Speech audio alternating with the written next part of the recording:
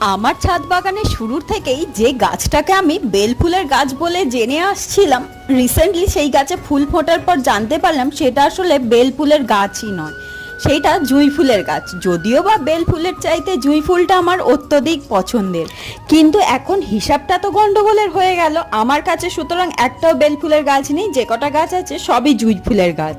আর এই কথাটাই একটু হালকা করে আমার বরের কানে তুলে দিয়েছিলাম যে জানো তো আমাদের বাগানে না একটাও বেল ফুলের গাছ নেই। ঠিক তার পরের দিনেই দেখি বর বাজার থেকে একটা বেল ফুলের গাছ নিয়ে হাজির।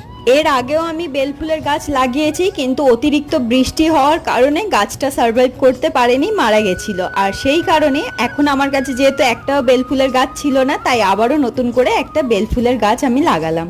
আচ্ছা, আমার আবার এই ভাঙা বালতিতে গাছ বসানো নিয়ে কেউ প্লিজ আবার বাজে কমেন্ট করতে চলে এসো না। তবে হ্যাঁ, এখন বর্ষাকাল, তাই মাটিতে অতিরিক্ত কোনো সারেরই প্রয়োজন নেই।